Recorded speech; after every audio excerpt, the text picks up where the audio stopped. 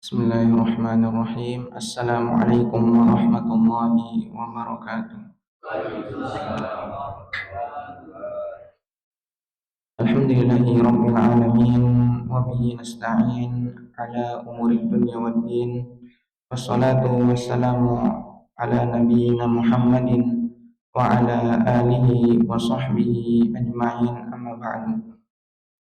Jamaah Masjid Al-Istiqomah rahimani wa rahimakumullah. Marilah kita panjatkan puji syukur kehadirat Allah Subhanahu wa taala yang telah melimpahkan rahmat, taufik dan hidayahnya kepada kita semua sehingga kita bisa kembali hadir di kajian rutin bulanan kita, belajar dari istri Nabi Muhammad sallallahu alaihi wasallam.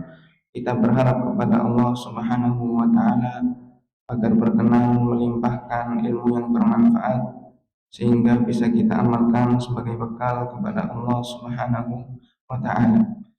Salawat serta salam semoga senantiasa tercurahkan kepada junjungan kita Nabi Muhammad sallallahu alaihi wasallam, kepada keluarganya, sahabatnya dan pengikutnya yang setia hingga akhir zaman nanti. Jemaah sekalian yang semoga dirahmati oleh Allah Subhanahu wa taala, ada yang masih ingat pembahasan di pertemuan bulan yang lalu? Judulnya apa? Ya, judul subtemanya lupa, yaitu Zainab binti Huzaimah dan Ummu Salamah. Kali ini kita membahas istri Rasul SAW yang berikutnya, yaitu Zainab binti Jahsh. Jadi istri Nabi yang namanya Zainab itu ada dua, Zainab binti Khuzaimah dan Zainab binti Jahsh. Ini orang yang berbeda. Dan sebagaimana ketika kita hidup, itu kan banyak orang yang namanya sama.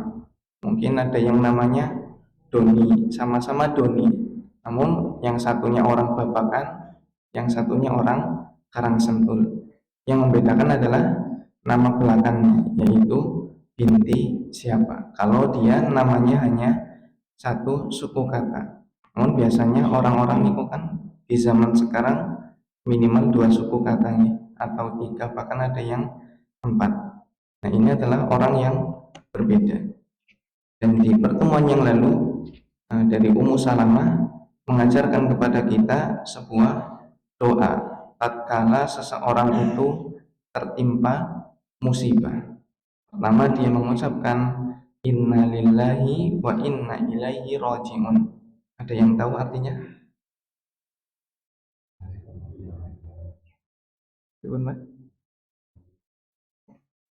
Sesungguhnya semua ini milik Allah dan akan kembali kepada Allah. Enggak, Pak.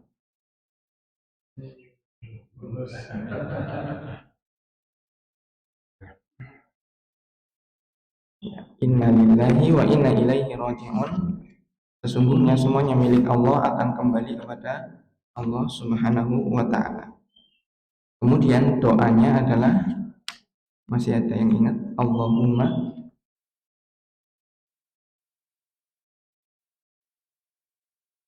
Allahumma ajurni. Nah, terus ya, Allahumma ajurni fi musibati wa akhlif li khairan minha. Coba bareng-bareng. Allahumma ajurni fi musibati wa akhlif li khairan minha. Artinya apa, Pak? Ada yang tahu?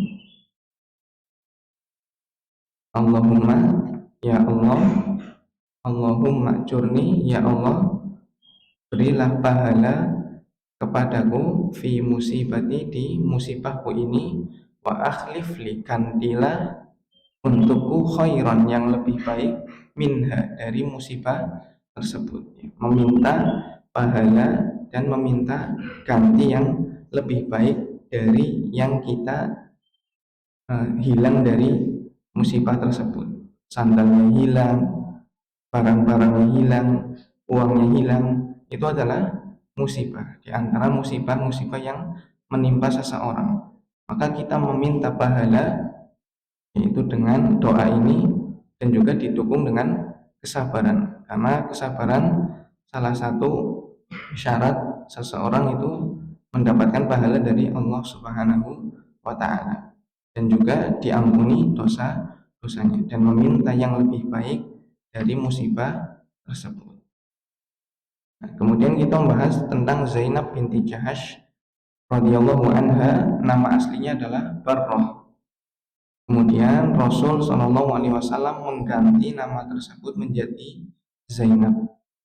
Di sini boleh seseorang itu mengganti nama menjadi yang lebih baik, terutama ketika nama itu mengandung unsur kekufuran.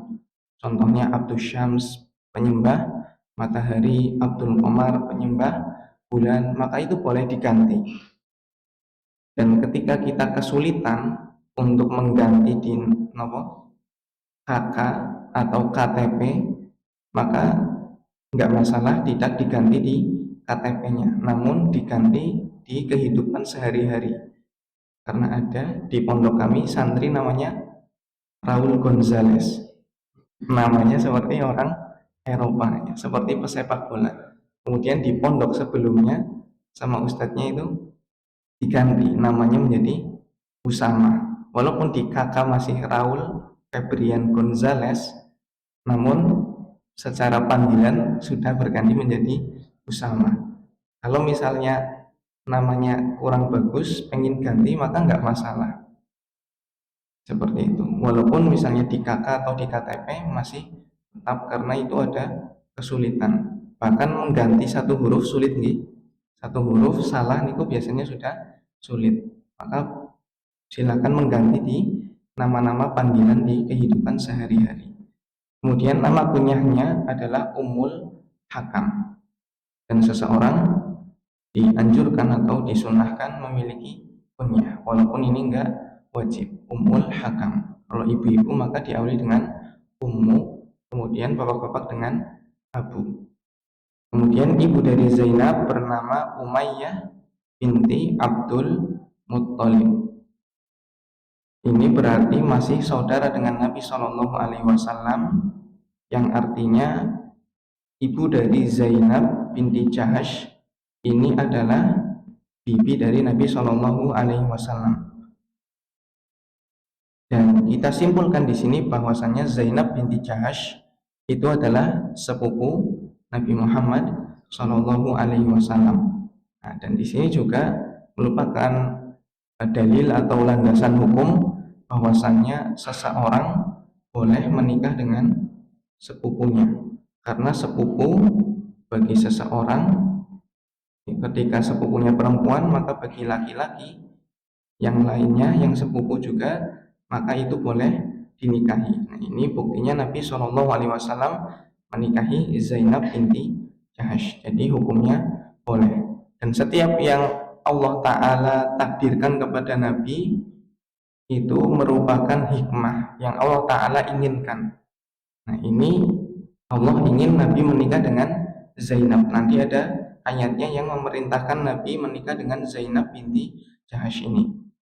Dan beberapa kejadian-kejadian yang Allah Ta'ala takdirkan dalam rangka hikmah agar dipelajari oleh kaum muslimin. Contohnya ketika sholat, Nabi Shallallahu Alaihi Wasallam lupa yang tadinya sholatnya harusnya 4 rakaat, sholatnya menjadi 2 rakaat. Dan sahabat ketika itu nggak mengingatkan, karena sahabat mengira sholatnya itu sudah berubah, di-upgrade, karena wahyu masih turun. Ketika wahyu masih turun, para sahabat nggak berani menegur Nabi Shallallahu Alaihi Wasallam, mungkin ini wahyu yang terbaru. Kemudian tatkala Nabi sudah pulang dari masjid, ketika itu Nabi berada di bawah pohon, Nabi didatangi oleh salah seorang sahabat bertanya, "Wahai Nabi, apakah sholat yang sekarang 4 rakaat menjadi 2 rakaat?" Kemudian Nabi mengatakan, "Enggak, sholat yang 4 rakaat tetap 4 rakaat, kalau enggak dikosor." Kemudian sahabat itu berkata, "Tapi engkau tadi sholat yang harusnya 4 rakaat malah 2 rakaat. Kemudian Nabi perintahkanlah orang yang tadi sholat berjamaah di masjid bersamaku untuk menambah 2 rakaat di rumah masing-masing. Kemudian Nabi menambah 2 rakaat sholat yang kurang tersebut. Jadi ketika seseorang kurang sholatnya, walaupun itu sudah terjeda, maka ketika ingat dia itu langsung mengerjakannya. Dan ini juga terdapat dalam hadis Nabi SAW. Allah Ta'ala memaafkan 3 hal. Yang pertama adalah lupa, kedua adalah kesalahan tidak sengaja, yang ketiga adalah melakukan kesalahan karena dipaksa. Nah, lupa ini terbagi menjadi dua, yaitu lupa sehingga dia meninggalkan perintah, dan juga lupa sehingga dia melakukan larangan, dan konsekuensi hukumnya beda. Nanti hukumnya beda, walaupun sama-sama dihukumi tidak berdosa karena lupa. Contohnya lupa sehingga dia meninggalkan perintah adalah sholat tadi, yang tadinya harusnya 4 rakaat kok cuma 2 rakaat terus sampai pulang, maka dia nggak berdosa, namun tetap harus menambah 2 rakaat tersebut. Cukup menambah yang kurang. Atau misalnya bapak-bapak pulang kerja sebelum asar capek banget, tidur, ternyata dikiranya mungkin tidur paling sejam setengah jam, asar bangun, ternyata asar apa? 12 sampai maghrib. Nah, maka dia nggak berdosa meninggalkan sholat karena dia lupa tidur, namun dia tetap mengkodo sholat asar yang tertinggal tadi. Atau mungkin dia nggak tidur tapi benar-benar lupa, mungkin mau berangkat sholat asar, kemudian di jalan misalnya qadarullah ada yang kecelakaan. Nah, jenengan kemudian membantu sampai ke rumah sakit. Karena lama, mungkin sampai jam 4 pulang ke rumah, orang-orang sudah pada pulang dari masjid. Dan jenengan langsung balik ke rumah aktivitas sampai maghrib, sampai isya misalnya, bahkan setelah isya, setelah dzikir, setelah sholat sunnah, kemudian ingat, niki urung sholat asar, karena tadi sibuk membantu orang yang kecelakaan. Balik ke rumah, dia menganggapnya sudah sholat asar, lupa, baru ingat setelah sholat isya, maka tetap wajib mengkodo sholat asar tersebut. Karena yang namanya meninggalkan perintah yang wajib itu harus tetap dikodo, walaupun dia lupa, tidak berdosa namun tetap wajib dikodo. Adapun ketika lupa tapi sehingga dia mengerjakan larangan, maka hukumnya seperti jenengan puasa Ramadan siang hari, di awal-awal lupa, biasanya mungkin habis kerja langsung minum, pulang ke rumah langsung minum, lupa lagi puasa Ramadan, maka hukumnya berbeda. Puasanya tetap sah, nggak berdosa, silahkan melanjutkan puasanya. Jadi nggak harus diganti dan tidak dianggap batal. Jadi ketika lupa sehingga melanggar aturan seperti tadi minum, makan di saat Ramadan, puasanya tetap sah, nggak wajib mengganti, langsung dilanjutkan puasanya. Namun ketika ingat, dia langsung menghentikan makan dan minumnya. Biasanya paling seteguk 2 teguk, kalau makan mungkin paling sesuap 2 suap. Apa wonten sing sepiring bege emut, sepiring bege emut. Nah, kayaknya nggak ada ya, insya Allah nggak ada, kecuali mungkin kalau puasa sunnah, mungkin Syawal masih banyak makanan, nggak ada orang, lagi pada pergi, atau yang lainnya juga nggak puasa, kita dikiranya nggak puasa, mungkin bisa saja kebablasan sampai segitu. Pernah napa mboten, Pak? Mboten nggih. Paling setitik wis langsung kerasa nggih. Dan itu adalah salah satu karunia Allah Subhanahu wa taala. Karunia Allah kepada orang yang lupa. Orang yang lupa tadi misalnya minum, nah tadi itu karunia Allah, pemberian dari Allah sehingga puasanya nggak batal. Namun ketika dia ingat, nah maka langsung dihentikan minumnya. Jangan sampai tanggung pakai setengah gelas. Nah, tanggung niku justru yang membatalkan, karena kita dalam posisi sudah sadar, sudah ingat, bukan lupa lagi. Yang lupa dimaafkan, yang sadar itu yang ketika dilakukan tetap minum, maka yang itu yang membatalkan. Karena yang membatalkan itu makan minum dengan sengaja. Sengaja itu dengan kesadaran, tidak lupa, seperti itu. Dan Zainab binti Jahash ini masuk Islam di awal-awal, pernah berhijrah bersama Nabi Shallallahu Alaihi Wasallam ke Madinah. Dan Zainab ini statusnya adalah janda atau sudah pernah menikah dengan orang lain sebelumnya. Karena yang dinikahi oleh Nabi Shallallahu Alaihi Wasallam dalam kondisi gadis itu hanya satu, yaitu Aisyah radhiyallahu anha. Nah, Zainab dahulunya itu menikah dengan sahabat Nabi yang bernama Zaid bin Harithah. Zaid bin Harithah itu bekas budak Nabi Shallallahu Alaihi Wasallam. Tatkala Nabi menjodohkan Zaid bin Harithah dengan Zainab binti Jahash, awalnya Zainab itu menolak karena Zainab itu dari golongan Quraisy, bangsawan, ningrat, masa nikah sama bekas budak. Dan juga keluarganya Zainab itu nggak menerima Zaid bin Harithah.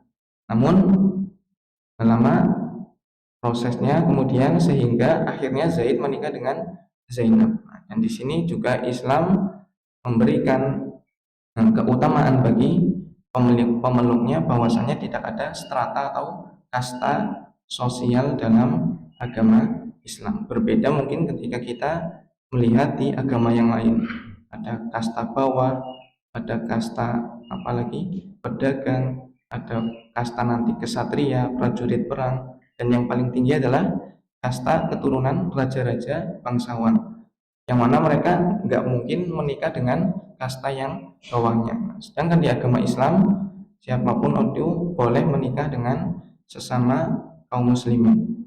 Muslim menikah dengan muslimah, apapun itu profesinya, apapun itu status kehidupannya, kehidupan sosialnya, maka itu boleh. Kemudian Zaid menalak Zainab setelah masa iddahnya selesai, lalu Nabi menikahi Zainab. Jadi Zainab ini ditalak oleh Zaid, bukan Zaidnya meninggal dunia. Dan di sini bahwasanya setiap wanita yang ditalak nggak mesti itu wanita yang buruk, dan nggak mesti wanita yang ditalak nanti dapatnya lebih buruk. Buktinya ini, Zainab ditalak oleh Zaid, seorang sahabat, mendapat Rasul Shallallahu Alaihi Wasallam.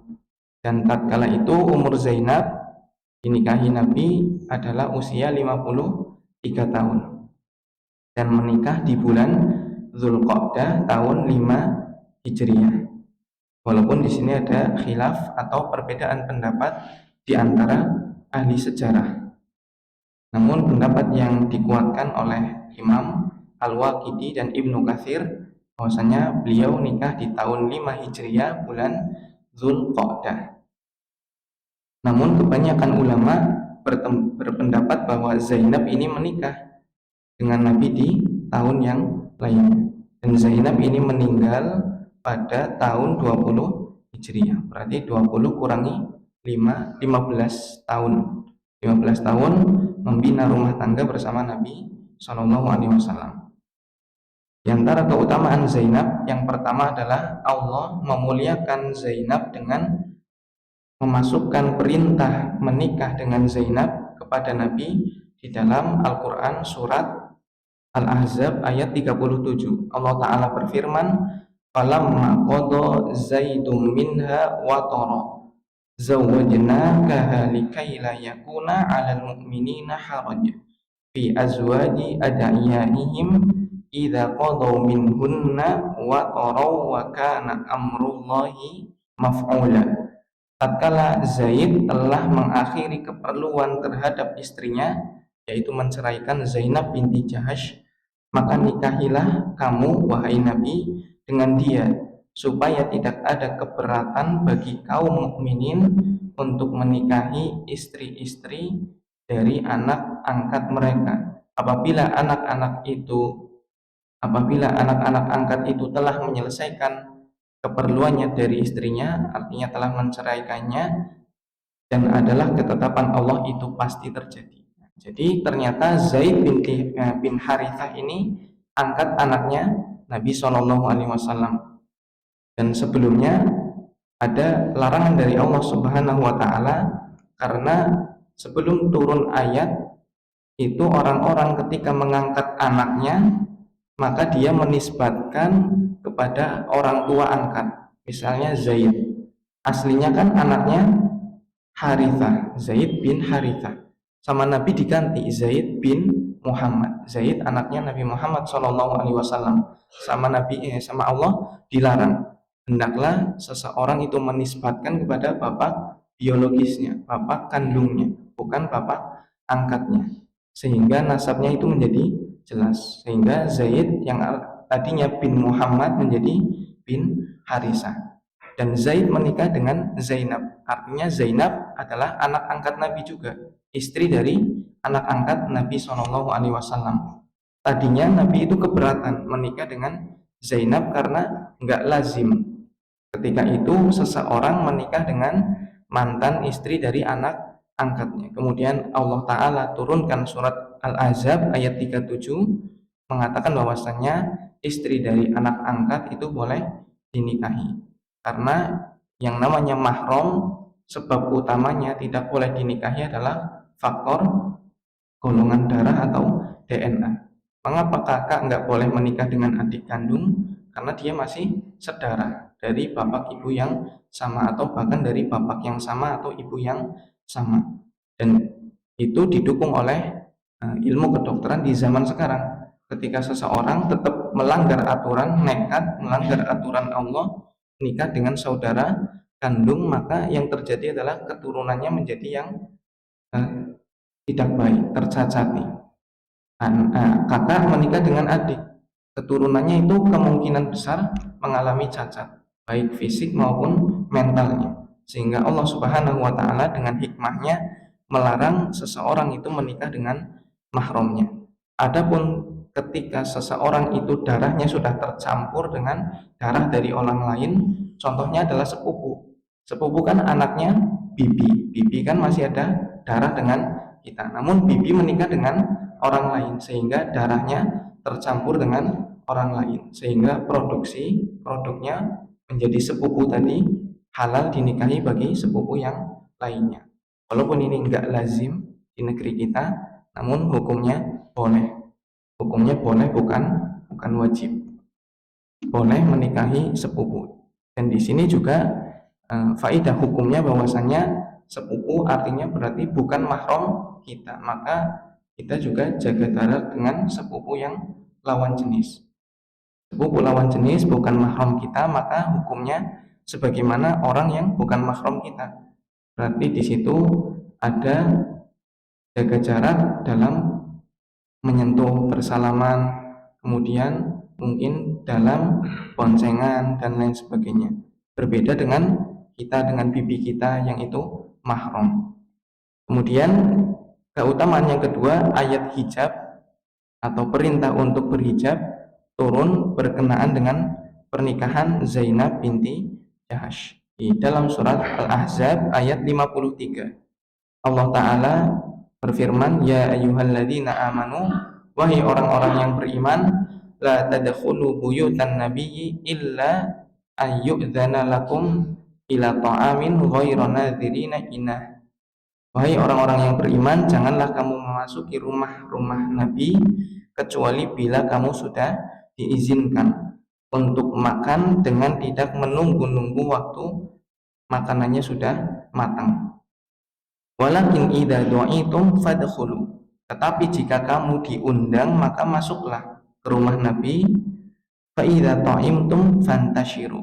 Maka tatkala selesai makan, udah selesai urusannya, silakan bersegera untuk menyudahi urusan dengan Nabi Shallallahu Alaihi Wasallam. Wala musta'nisina li hadis, dan jangan berlama-lama ngobrol setelah makan dengan Nabi Shallallahu Alaihi Wasallam. Inna dzalikum kana yu'dhin nabiyya, karena itu mengganggu Nabi Shallallahu Alaihi Wasallam. Fayastahyi minkum, dan Nabi malu, rikuh untuk mengusir kalian dari rumahnya Nabi. Wallahu la yastahyi minal haq, dan Allah tidaklah malu ketika menerangkan hal yang benar. Wa idza sa'altumuhunna mata'an fas'aluhunna. Maka apabila kamu meminta sesuatu keperluan kepada mereka, istri-istri Nabi, maka mintalah dari belakang tabir, min warai hijab. Dzalikum athharu liqulubikum wa qulubihim. Itu lebih suci bagi hati kalian dan hati istri-istri Nabi sallallahu alaihi wasallam. Wa maka nalakum an tu'dzu Rasulullah sallallahu alaihi wasallam, dan itu tidak menyakiti hati Nabi sallallahu alaihi wasallam. Wala an tankihu azwajahu min ba'dihi, dan tidak boleh bagi seorang muslim menikahi istri-istri Nabi sallallahu alaihi wasallam min ba'dihi abada, setelah Nabi wafat. Maka enggak boleh kaum muslimin menikahi istri-istri Nabi sallallahu alaihi wasallam. Inna dzalikum kana indallahi azima, karena menikahi istri Nabi setelah Nabi wafat itu adalah perbuatan dosa besar. Karena di dalam agama Islam, istri yang bersama di surga itu adalah pasangan yang terakhir. Istri terakhir, ketika suaminya meninggal, istrinya nikah lagi, maka yang terakhir itulah yang menemaninya di surga. Sehingga tatkala Ummu Darda waktu itu sudah kita ceritakan, berdoa meminta bahwasanya disatukan di surga bersama Abu Darda, maka Abu Darda mensyaratkan, ketika engkau ingin bersamaku di surga, maka jangan nikah lagi setelah aku meninggal dunia. Tatkala Abu Darda udah meninggal dunia, Ummu Darda gak menikah sampai beliau juga meninggal dunia, karena seseorang akan dipasangkan dengan pasangan yang terakhir dari hidupnya. Nah, ini yang kedua. Kemudian yang ketiga, Zainab binti Jahash sangat mencintai Nabi Shallallahu Alaihi Wasallam, dan ini adalah satu-satunya istri Nabi yang paling dekat nasabnya dengan Nabi Shallallahu Alaihi Wasallam. Sepupu Nabi Shallallahu Alaihi Wasallam hanya Zainab. Adapun yang lain, Aisyah, Hafsah, itu kan anaknya para sahabat, atau Khadijah itu juga bukan kerabat dekat Nabi Shallallahu Alaihi Wasallam. Yang keempat, Zainab ini terkenal dengan banyaknya ibadah beliau. Jadi ibu-ibu kaum wanita juga bisa rajin ibadah. Jadi yang namanya gelar rajin ibadah, sifat rajin ibadah itu enggak hanya melekat kepada kaum pria. Ibu-ibu wanita juga bisa memiliki sifat rajin ibadah seperti Zainab binti Jahash. Dan ketika disebut rajin ibadah, maka ini juga mengandung ibadah-ibadah yang sunnah. Kalau yang wajib-wajib itu standar, berarti bukan orang yang rajin ibadah. Standar itu hanya mengerjakan yang wajib, meninggalkan yang haram. Ketika dia mengerjakan yang wajib ditambah sunnah-sunnah dan terus mengamalkannya konsisten dan terus menambahnya dengan sunnah-sunnah yang lainnya yang belum dikerjakan, nah itu disifati dengan sifat rajin. Dan ketika ibu-ibu biasanya ada masalah libur, sholat, puasa, dan beberapa ibadah yang lainnya, itu bukan berarti full ibadahnya libur, karena masih ada ibadah-ibadah yang bisa dikerjakan tatkala haid. Tatkala libur ibadah sholat, puasa, ada ibadah yang lainnya. Contohnya Contohnya zikir. Karena zikir niku nggak disyaratkan dalam kondisi bersuci. Walaupun bersuci itu yang lebih afdol. Ibu-ibu bisa zikir pagi, bisa zikir petang walaupun dalam kondisi haid. Begitu juga bapak-bapak kaum pria, misalnya motoran, belum berwudu atau sudah batal, maka bisa berzikir di atas kendaraan. Dan berzikir, ketika zikir itu mutlak, zikir mutlak niku zikir yang bebas. Karena zikir ada dua, muqayyad dan mutlak. Muqayyad itu yang terikat dengan ibadah yang lainnya, terikat jumlahnya, terikat waktunya. Contohnya zikir pagi. Zikir pagi ya waktunya kapan? Pagi. Ketika sore yang namanya zikir sore. Zikir pagi redaksinya khusus, hanya dibaca di waktu pagi, nggak bisa dibaca di waktu malam. Begitu pula zikir setelah sholat, maka zikirnya setelah sholat, nggak bisa sebelum sholat. Atau zikir sebelum tidur, maka dilakukan sebelum tidur. Sesudah tidur ada zikirnya sendiri. Itu muqayyad, terikat dengan bilangan ibadah yang lain, waktu, tempat, dan lain sebagainya. Dan itu diusahakan nggak boleh lebih, nggak boleh kurang. Maka ketika subhanallah setelah sholat itu 33 kali, diusahakan pas 33 kali, nggak boleh menambah. Dan ketika zikir muqayyad itu kaitannya ketika tepat itu yang bagus, bukan semakin banyak semakin bagus. Kalau semakin banyak semakin bagus itu kaidah di zikir mutlak. Kalau zikir bebas di luar waktu sholat, tidak terikat waktu, itu semakin banyak semakin bagus. Tapi ketika zikir muqayyad yang terikat, maka itu semakin tepat semakin bagus. Jadi ada aturannya, orang segeleme dewek. Dan itulah kaidah dalam kita beragama.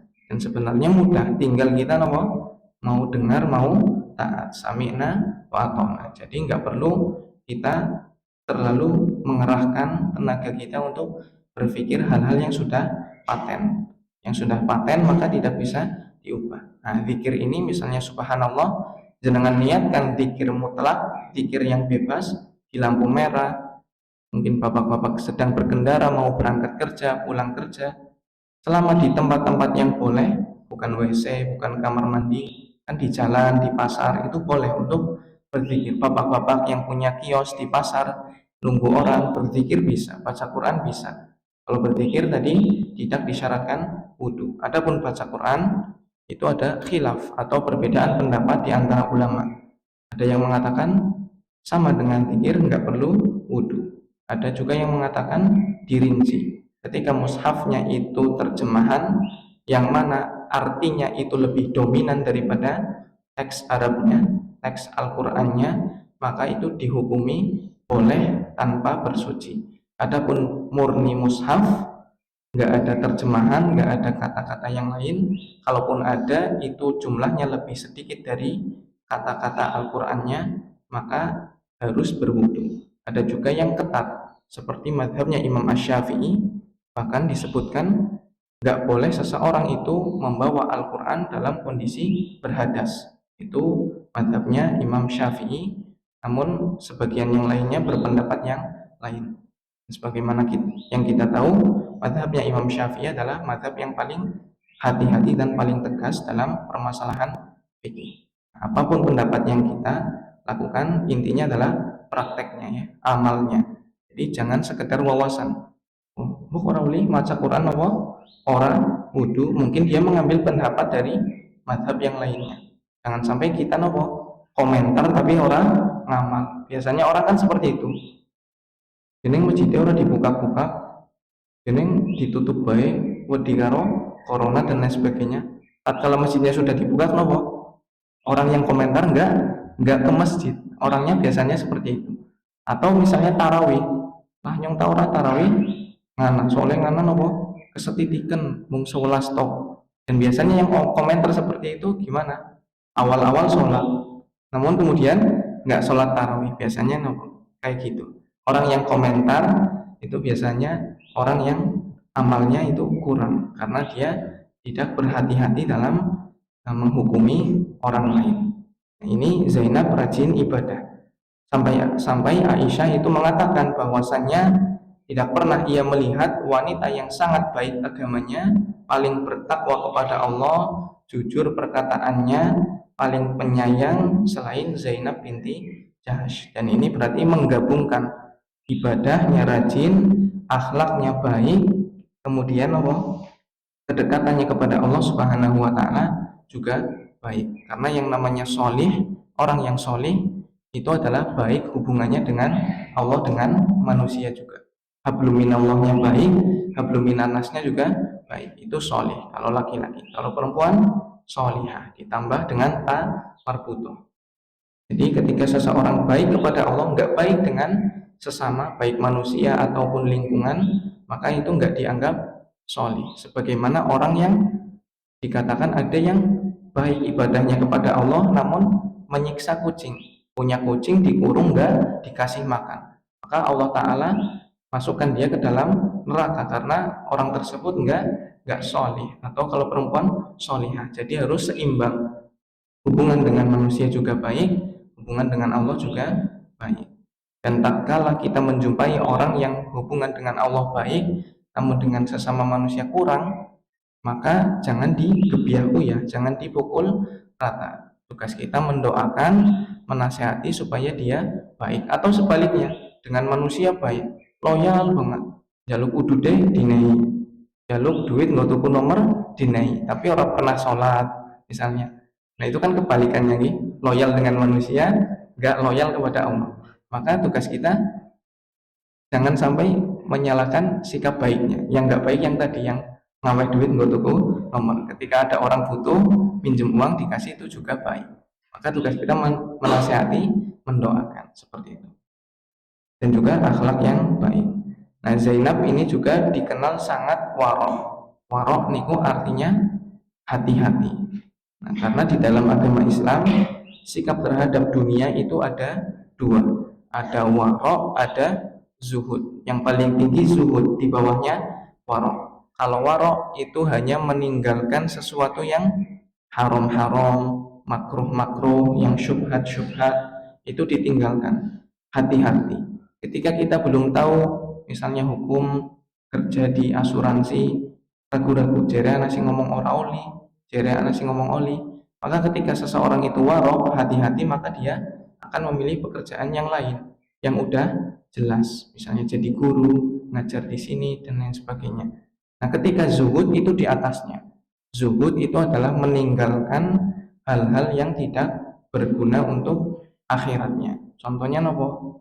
Contohnya nggak berguna untuk akhiratnya, bahkan merugikan, adalah misalnya mengikuti komunitas yang melalaikan dia dari ibadah. Misalnya ikut komunitas goes, goesnya jam 10 ngasih jam 1. Orang duhur, kutul rumah kesel turu kebablas sholat duhur. Dan dia dalam kondisi sadar, nggak lupa, tahu, dengar adzan sampai rumah tahu, tapi dia menunda-nunda karena tadi capek, lemes, dan juga lingkungannya nggak mendukung. Nah, maka orang yang zuhud itu meninggalkan komunitas misalnya tadi yang menjauhkan dia dari Allah Subhanahu wa Ta'ala, atau misalnya dia meninggalkan perkara yang nggak ada manfaatnya kepada akhirat, bahkan bisa menjerumuskan dia di akhirat. Contohnya nopo? Dolanan darah. Misalnya orang yang zuhud itu dia nggak dolanan darah nopo, sedinamet, misalnya ngasih rambutnya nopo kayak jagung abang. Nah itu orang yang zuhud meninggalkan perkara-perkara yang tidak bermanfaat di akhiratnya. Tatkala itu Zainab ditanya tentang Aisyah mengenai fitnahan, tuduhan Aisyah itu selingkuh dengan sahabat Nabi Shallallahu Alaihi Wasallam. Itulah yang dinamakan dengan hadithul ifki. Tatkala itu Aisyah dituduh oleh orang-orang yang munafik. Tatkala Aisyah itu ketinggalan oleh rombongan kaum muslimin, kemudian ada sahabat yang di belakang gak sengaja ketemu Aisyah, kemudian akhirnya Aisyah diantar ke rombongan kembali ke kaum muslimin, dituduh oleh orang munafik selingkuh dengan sahabat tersebut. Kemudian Zainab menjawab, wahai Rasulullah, aku menjaga pendengaran dan penglihatanku. Demi Allah, yang aku tahu Aisyah itu orang yang baik. Hadis riwayat Bukhari dan Muslim. Dan ini sikap yang harus diambil oleh seorang wanita. Kalau bapak-bapak jarang. Kalau ibu-ibu biasanya kan ditanya nih sama ibu-ibu yang lain di pasar, di tempat belanja. Biasanya gimana tanya bu? Bu atau you, jenengan ngerti orang tangga singgi? Tangga singgi apa bener? Seneng nopo? Seneng nyolong ini. Nah maka orang yang baik yang meneladani Zainab, tatkala itu aib yang nggak boleh disebar, karena aib yang mungkin dia sudah bertaubat, atau mungkin dia ketika dia menampakkan itu malu, maka itu adalah aib yang nggak boleh disebar. Maka sikapnya adalah jangan sampai nopo terpancing atau bahkan mengompori ya, sehingga menjadi semakin panas. Biasanya kan semakin panas semakin nopo, semakin asik nih. Iya kok bener kan no, coba nyolong ya, sandalnya nyong be kayaknya dicolong nang kae. Nah misalnya seperti itu yang tidak bagus. Yang bagus seperti Zainab, misalnya nggak tahu maka katakan nggak tahu. Kalau misalnya dengan tahu tetangga itu baik, suka memberi misalnya, nggak suka nyuri, atau mungkin dia pernah nyuri khilaf nih sekali bertobat, maka jenengan katakan itu adalah orang yang baik, buktine seneng ngirimi nyong panganan, nek lagi berarisan panganane akeh nyong melu dikirimi, padahal nyong orang melu arisan karena misalnya arisan keluarga dan lain sebagainya.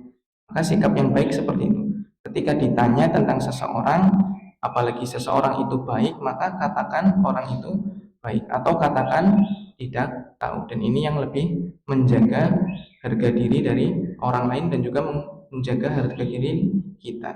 Kemudian yang keenam, Zainab ini sangat semangat mengikuti sunnah Nabi Shallallahu Alaihi Wasallam, yaitu tatkala Zainab tidak berhaji lagi, tatkala Nabi sudah meninggal. Sepeninggal Nabi, Nabi itu mewasiatkan bahwasannya istri-istrinya hendaklah tetap di rumah, tidak keluar kota. Nah, istri Nabi bernama Zainab ini di Madinah. Ketika haji kan dia harus ke luar kota, ke Mekah. Maka Zainab nurut dengan suaminya, yaitu Nabi. Enggak haji setelah Nabi wafat. Dan itu adalah sikap yang baik bagi seorang istri. Ketika suaminya pesan, ya, mengatakan berwasiat, misalnya jangan keluar-keluar jauh-jauh sampai saya pulang, maka jangan keluar-keluar, jangan melanggar wasiat dari suami. Itu adalah istri yang baik.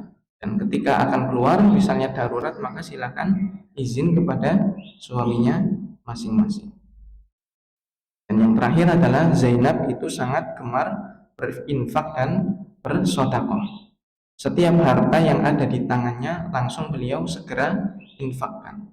Dan itu sesuai dengan yang diajarkan oleh Nabi dan para sahabat. Nabi mengatakan di dalam hadisnya, kun fid dunya ka'annaka gharib aw abiru sabil. Hiduplah di dunia seperti orang asing atau orang yang numpang lewat. Kemudian Abdullah bin Umar radhiyallahu anhu mengatakan, ketika kita masuk waktu pagi, maka hendaklah segera beramal, jangan tunda sampai sore. Ketika masuk sore, jangan ditunda sampai pagi. Nah, itulah kaidah dalam beramal. Ketika punya duit, segera berinfak. Nah, kesalahan fenomena yang terjadi di zaman sekarang, punya uang misalnya 2.000, 5.000, sekarang hari Ahad. Harusnya kaidahnya segera berinfak. Ketika kita punya keinginan beramal, punya duit, ada kotak infak lewat, ingin infak, maka segera infak. Ketika kita pagi ingin beramal, ingin infak, maka silakan infak di pagi hari. Jangan tunggu sore hari. Dan sebaliknya, ketika kita punya uang di sore hari, pengen infak, maka silakan langsung infak di sore hari, jangan tunggu pagi hari. Walaupun memang sedekah subuh itu keutamanya besar. Namun ketika kita sore punya duit, punya kemampuan untuk berinfak, langsung diinfakkan. Karena yang pertama, umur kita nggak ada yang tahu, nggak menjamin 1 jam lagi sampai besok, sampai pagi kita masih hidup. Kemudian yang kedua, belum ada jaminan ketika besok uangnya masih ada, atau nggak ada jaminan sampai besok keinginannya masih ada.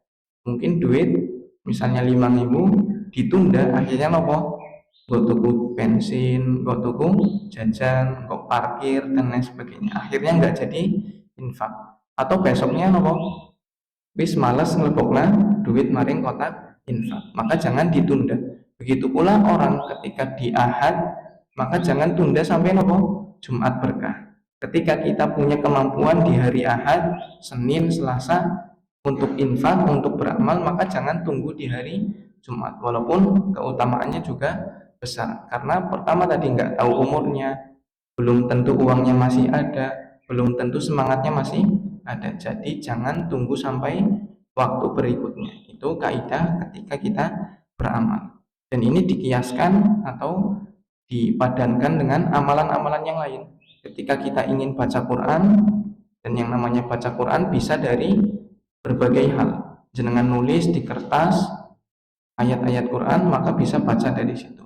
Atau sekarang wonten HP, ada aplikasi, maka bisa dengan HP. Misalnya jenengan lagi kosong, nggak sibuk, pulang dari pekerjaan, lagi istirahat, pengen baca Quran, maka silakan langsung baca Quran. Jangan ditunda, nantilah habis asar, nantilah habis maghrib. Karena barangkali nanti semangatnya hilang atau kesempatannya hilang. Seringkali kita seperti itu. Zikir pagi misalnya, lah mengkobai lah jam itu zikir pagi nih. Ternyata sampai rumah jam 7 nopo anak tamu ngasih jam sangat. Ternyata jam 9 kita ada acara keluarga sampai jam 11 ada acara ini. Akhirnya nopo nggak jadi zikir pagi karena ditunda. Maka ketika kita sudah menjumpai kesempatan, silakan langsung diamalkan. Terutama amalan-amalan yang waktunya bebas, baca Quran, zikir, dan lain sebagainya. Itu silakan langsung dikerjakan karena ketika kita nunda itu biasanya kesempatan itu akan hilang karena ada peribahasan apa? Kesempatan tidak datang dua kali. Namun kesempatan itu akan datang bagi orang yang apa? Mau berusaha. Jadi kesempatan nggak datang dua kali, maka jangan sia-siakan. Di dalam dunia saja, ketika ada peluang bisnis, misalnya apa? Ada tanah, dengan punya uang 50 juta, ada tanah 20 juta, dan itu di bawah apa? Harga pasaran. Kira-kira jenengan arep ngenteni Jumat apa boten?